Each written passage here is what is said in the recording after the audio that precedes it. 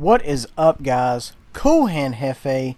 Today we are going to learn how to fish. Now, what I mean by that is I don't mean sitting on the dock of the bay waiting for time to pass you by. I mean how to throw torps. Now, before we get into anything, big shout out goes to my partner Carrie. If it wasn't for him holding me down this entire mission, I could not finesse the way I do. Now, in this particular map, straight, you kind of have one or two options. You can assault or you can defend. Unlike a lot of the maps in World of Tanks, this is very clear-cut. If you do not defend, the game will be over within about 60 seconds. So you are forced to defend your cap, and that's what we're doing. I would much rather be on the defending side than the assaulting side, because nothing is guaranteed when you're trying to cap, versus if you're defending, it's kind of up to you, obviously, but you can kind of force some things to happen. All it takes is one errant round to reset the cap. Moving on. Now, we are in the Tier 4 Gremyashi, Soviet, USSR, only ship in the game with push to start that is in the Soviet line currently. This is the only ship in the entire game that's in the Soviet line. So, and it came with the Founders Pack. A lot of people ask me in the stream where I got it, you know, how do you get the paint, what have you. This is actually a Founders Pack ship. Loading Heat recommended that I should get this pack because this ship is amazing, and he was not wrong. Aside from abysmal turret rotation, everything else on this ship is absolutely phenomenal. Now, we're coming up into the breach here. What I like to do normally, guys, I like to come around the corner here. I like to throw a couple of fish, see what happens. It's more of an area denial type situation. Now, what we're going to do here is we've got some good cover up on the left. We're going to go up here, post up on the left-hand side, and throw some fish at some of the baddies. Now, this is kind of a good scenario if you have short-range torps, because this is a very tight-knit type area. The Gremyashi, however, has 8-click torps, but I know a lot of people are grinding, or, you know, say for example on the British line where you've got the 6-click fish. This will make it happen, though. You know, I always say, you know, hug the islands if you've got short-range fish. This is the exact same scenario.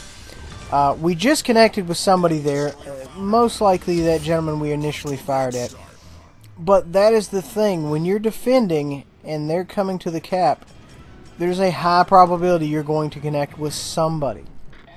We have this gentleman right here, and if you're in this type of situation, as soon as you see a DD, and as soon as you're detected, assume he has already launched his fish. This will make your survival, you know, considerably longer. As you can see here, boom, we have torps to our 3 o'clock immediately, just right off the jump. And they're coming in waves. So you have to assume that, you know, not just one ship has launched its complement, but multiple. So you really kind of have to stay on your toes. And, you know, especially while you're sitting in smoke, very rarely do you ever want to just post up and remain stationary. Now, I'm fully aware I have this gentleman here on my 6. I am aware, and this is kind of where Carrie comes in. He is holding me down, preventing this gentleman from making mincemeat out of me. Beverages. Now, if you'll notice, guys, I fired a spread to the right and a spread to the left. And the reason I fired the spread to the left, I am under no illusions that gentleman's going to pull out. Phrasing, I know. I'm in no illusion he's going to pull out. But a lot of times when you're in close proximity and you're shooting at DDs or cruisers, very fast cruisers, they can kind of, you know, totally go on the opposite side. And boom, he just connected with another gentleman right there. Got him off the map. And this is kind of, I know a lot of people are having this op right now. They're having trouble with this op. And I see a lot of people asking on the Facebook pages, you know, how to maintain their damage and get their damage in this torp op. And if you're, you know, a cruiser guy or a battleship guy, you know, and this isn't your cup of tea, it's definitely a skill set you need to pick up. And honestly, most of the time, you need to kind of be part fortune teller. Because you have no idea when some battleship or some cruiser, whatever, is going to shift the rudder all the way over or cut the speed or whatever and be somewhere totally different. So, more often than not, I have seen a lot of fish just go completely wide. However, these particular fish look very, very good. I was firing in case this gentleman decided to pull out, phrasing once again, and he did in fact pull out. We put a couple of fish there into the side. He is not a fan, and he threw some hatred at us. We are running quick fix on Anton Gurin. Highly recommend you do that. It's either that or I think +2 knots fish speed. Nobody cares. So quick fix is the way to go. And I think there's an American DD captain, Arleigh Burke, that has that as well. Quick fix is the way to go, hands down. I would much rather have that versus the Japanese magic radar telling you the nearest ship. Moving on. As you can see here, the gentleman here to my 12 is just getting decorated. Nothing we can do for him. I mean, you know, he is not long for this world. If he is going to make it, he's going to be in big trouble, because, you know, they were just out there teeing off on him. And you can most certainly, you know for a fact that, you know, fish are inbound. If there's not fish inbound, then that will tell you there's no DDs in this particular zone.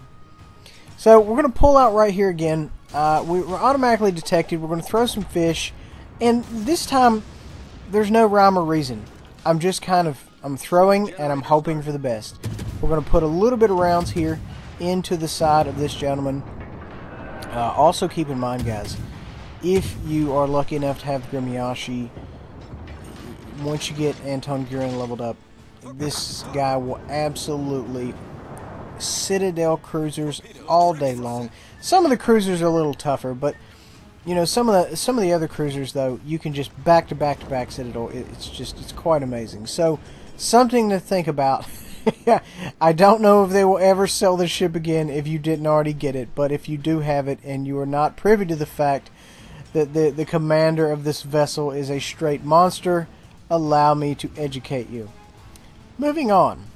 I'm not a fan of radar, just FYI. I am currently being detected by radar. I am so not a fan of it, because, you know, 95% of what I do on a map is not be seen, and something that makes you automatically seen is just not up my alley. Because, you know, you kind of have to stay on your toes in a DD, period. And what we do as DD drivers is we kind of end up getting close, in close quarters, close proximity without being spotted. Now, I knew the gentleman was behind me the entire time. You know, fast forward or rewind 2 minutes ago. I knew he was behind me, and I knew if he pulled out to where he could get some decent shots, I knew my man behind me, Kier, would just absolutely obliterate him. And that's more or less exactly what happened. So I wasn't too worried. I was in constant communication with him. I said, you know what, this guy pulls out, I want you to just straight melt him. And he's like, can do. So yeah. Okay, so we've got a smoke cloud over here, which means only one thing. A gentleman on our left. We're going to go ahead and throw fish at him. Point blank fish. He is going to decorate us. If he has secondaries, they're going to be opening up on us. We're trying to cut out. Not a fan. We don't have any smoke left. We're using our booster, and wow, there is a BB to 12 o'clock. How much worse can this get? We are not fans of this type of situation. I apologize if I have offended you. We need to get out of here, and out of here quickly. This battleship, though, this guy is just going to tee off on me. He is straight going to end my life. There's no amount of rudder shift that is going to save me at this close proximity, assuming his secondaries don't kill me to begin with. I immediately die. I mean, it's okay. We had a good run. We did some decent damage, and the game immediately ends, which is perfect because I don't have to hang out and wait for the game to end. We had a good game, though. I felt we had a good game. 48,000 damage. We hit a number of fish. Really made it happen out there. And more importantly, we kind of held the cap down. So something to think about, folks. I mean, it's definitely can happen. You just kind of have to be in the right place at the right time. At any rate, thank you guys for watching. Make sure to tune in the stream live on YouTube, 7 to 9 p.m. Eastern. We will catch you guys in the next video.